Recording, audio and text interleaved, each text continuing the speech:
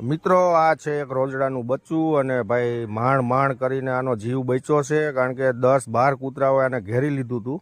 બપોરના 1 વાગ્યાથી આ બાપડાને કૂતરાઓએ બહુ સૂથી નાખ્યું છે અને આખરીકાર એનો જીવ બચાવવા માટે અમારે આ મિત્રો, અમારા નાના બાળકોએ હેલ્પ બહુ કરી છે. અને ફાઇનલી ભાઈ આપણે છે ને ડૉક્ટરને ફોન કર્યો હતો, પણ એ ડૉક્ટર આવી ન શક્યા.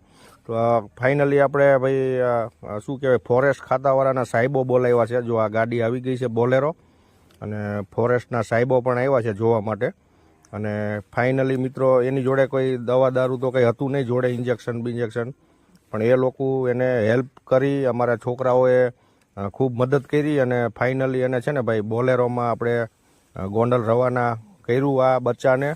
અને જો આ ચાદરમાં લપેટી અને બોલેરોમાં નાખશે. અને 2 જ સાહેબ આવ્યા હતા ભાઈ. થોડુંક ગોંડલથી અમારે 27 કિલોમીટર દૂર થાય, એટલે લગભગ કમસે કમ 1 કલાક જેવો ટાઈમ પણ બગડ્યો હતો. અને ફાઇનલી જો આપણે આ બચ્ચું ખૂબ જ ઘાયલ થયેલું છે અને બ્લડ પણ બહુ નીકળી ગયું છે.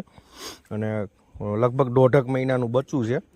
અને ફાઇનલી ભાઈ આપણે જો આ બોલેરોમાં પિકઅપ ગાડી આવી હતી, એમાં આપણે સ્વિફ્ટ કર્યું છે. અને પછી તો ભાઈ રામ જાણે બચ્ચાનો જીવ બચશે કે નહીં બચે, કારણ કે ગંભીર ઈજા બહુ પહોંચી હતી આને. અને ભાઈ કૂતરાઓએ બહુ ગંભીર રીતના એનો હાલત કરી નાખી હતી. તો ફાઇનલી અત્યારે જો આપણે ગાડીમાં મૂકી દીધું છે બચ્ચાને, અને આ લોકો લઈ જશે અને ગોંડલ. પછી રામ જાણે ભાઈ એની સારવાર કેવી રીતના થશે, પણ મને લાગતું નથી કે આ ગોંડલ પહોંચી વળે, કારણ કે બહુ ગંભીર ઈજા પહોંચેલી છે. અને અહીંથી જ ભાઈ થોડુંક મને એવું લાગતું હતું કે આ બચશે નહીં. પછી તો ભાઈ ઉપરવાળાના હાથમાં છે. તો કન્ટિન્યુ